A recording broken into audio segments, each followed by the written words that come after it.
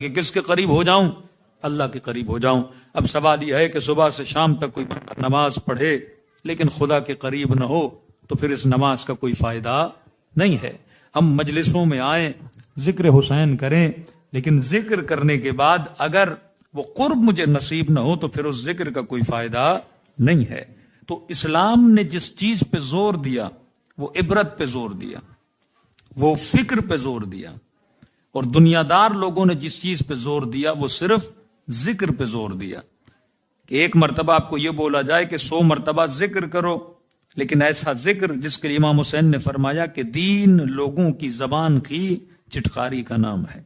وہ جناب سیدہ کی شہادت ہو، شہید کس نے کیا؟ مسلمانوں نے کیا۔ وہ شہادت امام حسین ہو، شہید کس نے کیا؟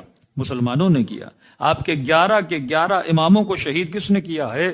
جنہوں نے کلمہ پڑھا تھا۔ 1,01,000 کم انبیاء جتنے نبی ہیں ہر نبی کو اس کی امت نے مارا تھا، یعنی جو اللہ کو مانتے تھے انہوں نے قتل کیا۔ آج تقریباً 42,000 لوگوں کو مار دیا گیا۔ یہ مارنے والے وہ نہیں تھے جو ایتھیس تھے، مارنے والے وہ تھے جو اللہ کو بھی مانتے تھے، حضرت موسیٰ کو بھی مانتے تھے، اور جن کو مارا جا رہا ہے وہ بھی اللہ کو مانتے تھے اور حضرت موسیٰ کو مانتے تھے۔ تو مسئلہ یہ ہے کہ انسان ذکر بہت کرتا ہے لیکن جو ذکر کر رہا ہے اس ذکر میں فکر نہیں کرتا۔ مسئلہ ذکر کا نہیں ہے، مسئلہ فکر کا ہے کہ آپ جس کا ذکر کر رہے ہو وہ فکر بھی آپ کے وجود میں ہونی چاہیے۔ اب صبح سے شام تک ہم کیا پڑھتے ہیں؟ ذکر کرتے ہیں۔ 17 رکعت آپ نے نماز پڑھی، آپ نے کیا کیا؟ ذکر کیا۔ ابھی آدھا گھنٹہ 40 منٹ کی دعائے کمیل ہوئی، اس دعائے کمیل میں کیا تھا؟ ذکر تھا۔ اب کرسی پہ بیٹھ کے یا زمین پہ بیٹھ کے زبان سے اس دعا کے الفاظ ہم دہراتے جائیں لیکن اس دعا کی روح کو نہ سمجھیں کہ میں کس سے مخاطب ہوں، کس سے کلام کر رہا ہوں، کیا مانگ رہا ہوں۔ جب تک اس کی روح تک نہیں پہنچوں گا تو پھر دعا کا بھی کوئی فائدہ نہیں ہے۔ ذکر کرنا نشانی بشر ہے، فکر کرنا نشانی ایمان ہے۔ مومن تب بندہ بنتا ہے جب انسان فکر کرتا ہے۔ ہمیشہ ایک چھوٹی سی مثال دیتا ہوں۔ کربلا میں 2 مثالیں آپ کے سامنے ہیں، ایک طرف شمر کی مثال ہے، دوسری طرف حر کی مثال ہے۔ اب شمر بھی نمازی تھا، حر بھی نمازی تھا۔ ایک تاثر جو ہماری نسلوں کے ذہنوں میں ڈالا جاتا ہے کہ ابن سعد مثلاً بے نمازی تھا۔ نہیں میرے عزیز، خوارج کے ماتھوں پہ سجدوں کے نشان تھے، حافظ قرآن بھی تھے، قاری قرآن بھی تھے۔ ابن ملجم سے بڑا کوئی قاری قرآن نہیں تھا، کیونکہ اہل فارس کو اگر کوئی ٹیچر بھیجا گیا عمر کی طرف سے، وہ ابن ملجم کو بھیجا گیا۔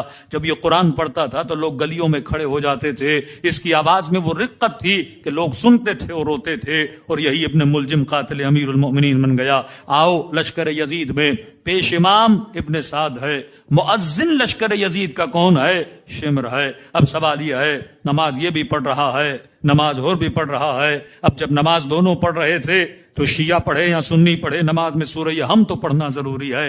اور جب شمر نماز پڑھ رہا تھا تو سورہ حم میں ایک دعا کر رہا تھا، اور وہ دعا کیا تھی؟ اہدنا الصراط المستقیم، اے خدا مجھے صراط مستقیم پہ چلا، اے خدا مجھے صراط مستقیم دکھا۔ اور ایک خیمے میں حر بھی نماز پڑھ رہا تھا اور وہ بھی یہی کہہ رہا تھا اہدنا الصراط مستقیم، اے خدا مجھے سیدھا راستہ دکھا۔ اب سوال خدا سے ہے کہ پروردگارا، 2 بندے تیری دربار میں دعا کر رہے تھے، شمر بھی کہہ رہا ہے مجھے سیدھا راستہ دکھا، حر بھی کہہ رہا ہے مجھے سیدھا راستہ دکھا، پروردگارا ماجرا کیا ہے؟ دعا دونوں مانگ رہے ہیں، وہ بھی ہدایت کی دعا مانگ رہا ہے، یہ بھی ہدایت کی دعا مانگ رہا ہے، لیکن جب نتیجے کو دیکھتے ہیں، ایک دعا کرنے کے بعد قاتل حسین بنا، ایک دعا کرنے کے بعد ناصر حسین بنا۔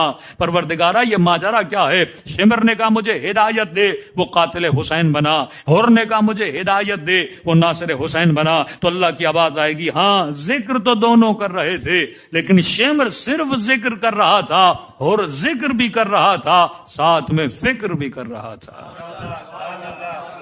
جب تک ذکر کے ساتھ فکر نہ کی جائے، کہا نا اقیم الصلاۃ، یہ نہیں کہ نماز پڑھو، کہ نماز کو قائم کرو۔ یہ قیام الصلاۃ کب ہوتا ہے؟ جب انسان فکر اہل بیت کو لیتا ہے۔ آج جنگ اس فکر اور ذکر کی ہے۔ شاید آپ کہیں کہ دشمن اسلام کو ہماری